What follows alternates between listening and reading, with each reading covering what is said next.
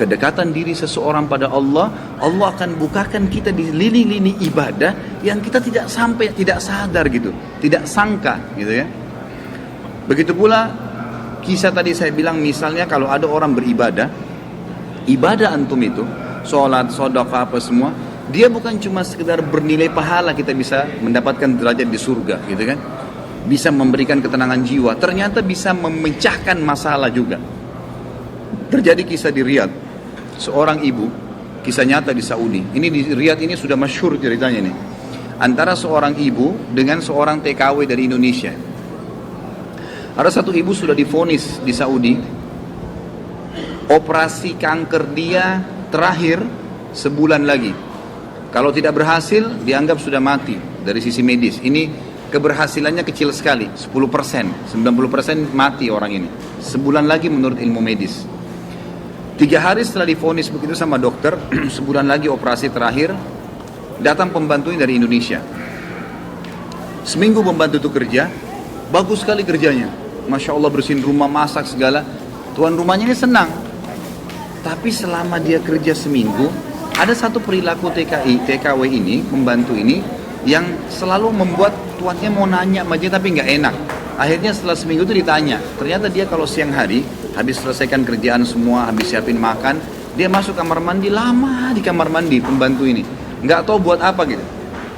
Pas dia keluar dari kamar mandi, setelah seminggu ditanya sama majikannya, maaf saya mau tanya, kenapa kamu ini setiap masuk kamar mandi, lama, ngapain gitu kan. Langsung nangis, tiba-tiba TKW itu menangis, pembantu itu menangis. Dia tanya, kenapa kamu nangis? Dia bilang ceritanya begini sebenarnya. Sebelum saya berangkat ke Saudi di Riyadh ini, 12 hari, ya sebelum saya berangkat ini, 12 hari sebelumnya saya baru melahirkan. Dan saya punya bayi di Indonesia. Saya lagi susuin. Nah saya tinggalkan karena keadaan ekonomi. Terpaksa saya tinggalkan. Visa sudah keluar, saya melahirkan, saya berangkat. Nah saya masuk kamar mandi ini, saya keluarin air susu saya. Karena kalau tidak payudara saya sakit.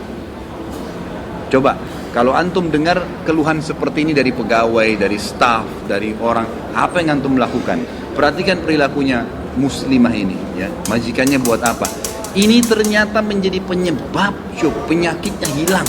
Apa yang dia buat? Dia bilang baiklah. Sambil dia nangis, dia dengar ceritanya, dia bilang baiklah. Dia masuk, gajinya itu 800 rial per bulan. Tuannya ini kebetulan punya duit di rumahnya, diambil dikali 24 bulan, 2 tahun. Ini kurang lebih ya sekitar 20.000 rial, sekian 50 juta rupiah. Dikasih pembantunya, ini uang kamu ambil. Besok saya belikan kamu tiket pulang ke Indonesia. Anggap kau sudah kerja 2 tahun. Pembantunya bilang, nggak apa-apa. Dia bilang, nggak apa-apa. Anakku lebih penting daripada saya. Urus anakmu, nggak apa-apa. Terus ada pembantunya, baiklah kalau begitu terima kasih. Kata tuannya, kalau memang majikannya bilang, kalau seandainya 2 tahun kemudian habis nyusuin kamu terfikir kembali, ini nomor HP saya, dikasih, pulanglah. Pembantu kita sudah selesai nih, TKW sudah pulang Indonesia. Kita sekarang berhubungan dengan kisah ibu ini. Apa kata dia? Semenjak pembantu itu berangkat, mulai hari itu setiap hari saya menangis. Menangisnya bukan karena sedih penyakit saya merasa terharu, susah menggambarkannya, terharu betul dan bersyukur kepada Allah. Bagaimana Allah membukakan pintu itu buat saya. Saya selalu bersyukur terus sama Allah karena saya bisa memberikan, terfikir untuk kasih gaji 2 tahun. Mungkin kalau terjadi pada kita bilang, baiklah kamu pulang aja minimal. Pernah nggak tuh terfikir kasih gajinya lengkap semua? Gitu kan? Dia bilang, saya terharu kenapa saya bisa lakukan itu. Dan saya selalu bersyukur sama Allah, saya bisa lakukan sementara memang ini ada vonis mati dekat lagi secara medis gitu kan. Dia bilang, tiap hari saya menangis. Dan setiap kali saya menangis, saya merasa ada satu kepuasan dan keadaan saya lebih baik. Ringkas cerita, tiba masa operasi, ditelepon rumah sakit, disiapin semuanya alat operasi. Ini sudah jelas akan menemui ajal kalau secara medis. Tiba di rumah sakit, dicek sebelum operasi, dokternya duduk setelah cek di kursi lalu bertanya, kamu berobat kemana sebulan ini? Kata ibunya, saya nggak berobat kemana-mana. Kamu tahu nggak, kanker kamu nggak ada, sedikit pun nggak ada, akarnya nggak ada, sembuh total, nggak ada, nggak mungkin terjadi secara medis. Ibu itu tersenyum lalu mengatakan, kalau betul apa yang dokter ucapkan, itu karena sedekah saya. Diceritain sama dia ceritanya, begini. Dokternya jadi nangis, dokternya bilang apa?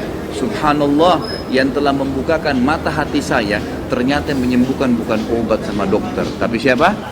Allah subhanahu wa ta'ala. Ambil pelajaran ikhwas sekalian. Ternyata amal-amal soleh itu bisa membuat kita keluar dari masalah. Abdullah bin Umar dan Abdullah bin Abbas radhiyallahu anhum ajma'in itu kalau beliau sedang menghadapi masalah dan tidak pecah, beliau keluar cari orang miskin dan sedekah, gitu kan. Keluar bertawassul dengan amal soleh, seperti itulah.